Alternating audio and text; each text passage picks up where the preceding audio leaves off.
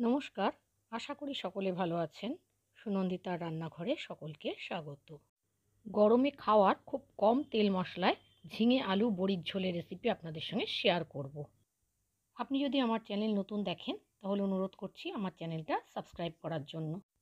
আর পাশের বেল বাটনটা প্রেস করে রাখবেন নতুন রেসিপির নোটিফিকেশান পাওয়ার জন্য। রেসিপিটা সম্পূর্ণ দেখার অনুরোধ জানিয়ে শুরু করছি। এখানে আমি দুটো ঝিঙে নিয়েছি। ঝিঙের গায়ের মোটা শিরাগুলোকে কেটে বাদ দিয়ে ছোট টুকরো করে কেটে ঝিঙেটাকে ধুয়ে নিয়েছি। তারপর ঝিঙের যে অংশটা মোটা সেটাকে লম্বালম্বি 4 টুকরো করেছি আর মুখের দিকটাকে 2 টুকরো করেছি। আর একটা বড় আলু নিয়েছি। আলুর খোসা ছাড়িয়ে আলুটাকে এইভাবে লম্বা টুকরো করে কেটে ধুয়ে রেখেছি। গ্যাসে কড়াই বসিয়ে 3 টেবিল চামচ সর্ষের তেল নিয়েছি। তেলটা ভালো করে গরম হলে টুকরো করে কেটে রাখা আলুগুলো দিয়ে দিলাম আর সামান্য লবণ আর অল্প হলুদ গুঁড়ো দিয়ে আলুগুলোকে আমি একটু ভেজে নিয়েছি।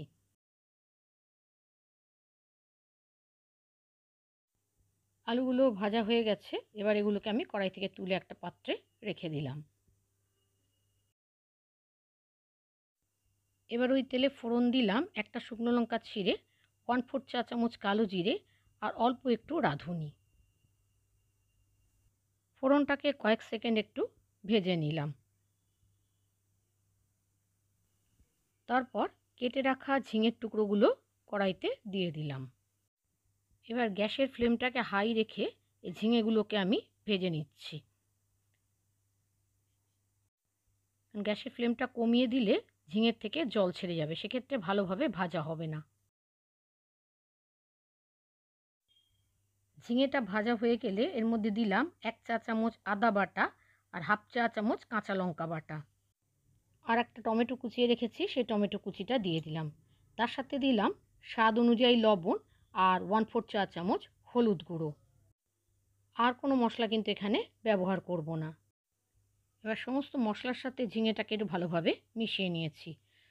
যখন ঝিঙেটা সমস্ত মশলার সাথে ভালোভাবে মেশানো হয়ে গেছে, তারপর ভেজে রাখা আলুর টুকরোগুলো সেগুলো দিয়ে দিলাম। এবার আলুর টুকরোগুলোর সাথেও সমস্ত মশলা ঝিঙে কষিয়ে নেব।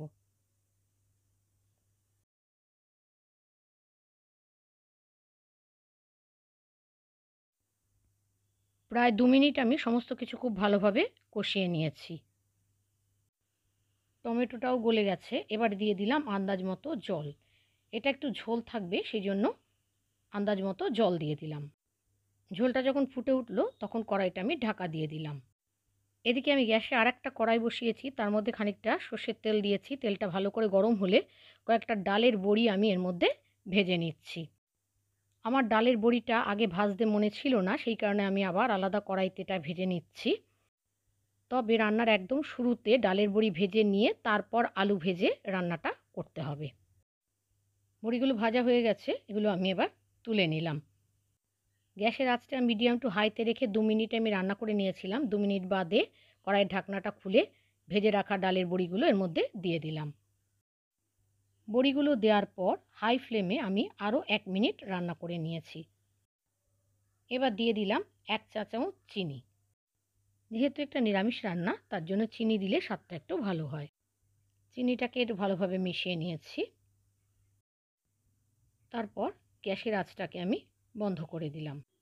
গরমে খাওয়ার ঝিঙে আলু বড়ির ঝোলের রেসিপি আপনাদের কেমন লেগেছে জানাবেন। ভালো লাগলে আপনারাও একবার রান্না করুন। গরম ভাতের সাথে খেতে কিন্তু অসাধারণ লাগে। আমার আজকের রেসিপি যদি ভালো লেগে থাকে তাহলে লাইক দেবেন আর আমার চ্যানেলটা সাবস্ক্রাইব করে আমার পাশে থাকবেন। যদি আপনারা ফেসবুক থেকে দেখেন তাহলে আমার পেজটা ফলো করার, আর যদি ইউটিউব থেকে দেখেন তাহলে আমার চ্যানেলটা সাবস্ক্রাইব করার অনুরোধ রইল। আজ তাহলে এখানে শেষ করছি। আবার আসবো নতুন রেসিপি নিয়ে। ততক্ষণের জন্য সকলে ভালো থাকবেন, সুস্থ থাকবেন। ধন্যবাদ।